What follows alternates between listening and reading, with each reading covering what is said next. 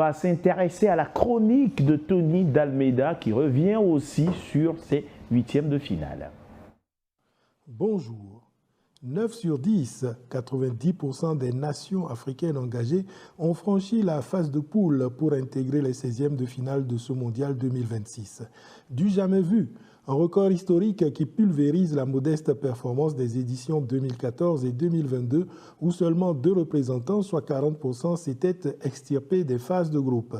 Le continent a vibré, convaincu que son heure de gloire collective était enfin arrivée.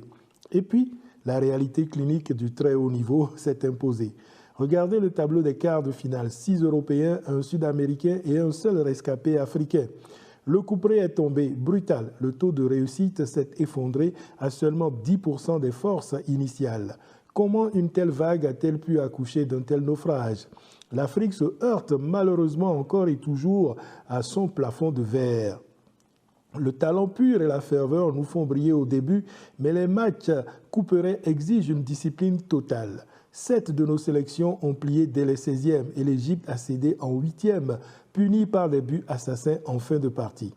L'Europe ne joue pas forcément mieux, mais elle gère mieux. Elle maîtrise ses temps faibles quand nos sélections semblent parfois fêter le passage des poules comme une fin en soi.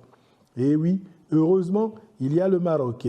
En éliminant le Canada 3-0, les Lions de l'Atlas signent là une performance historique.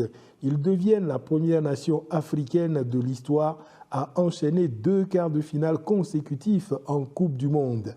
Avec en 1990 le Cameroun, en 2002 le Sénégal ou en 2010 le Ghana, l'accès au top 8 mondial n'avait été qu'un exploit générationnel éphémère.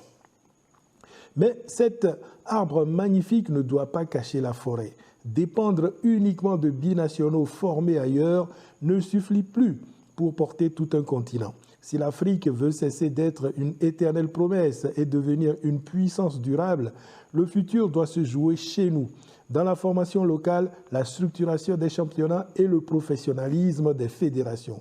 Le chantier commence maintenant. À très bientôt. Allez, merci beaucoup Tony Dalmeida pour cette belle chronique.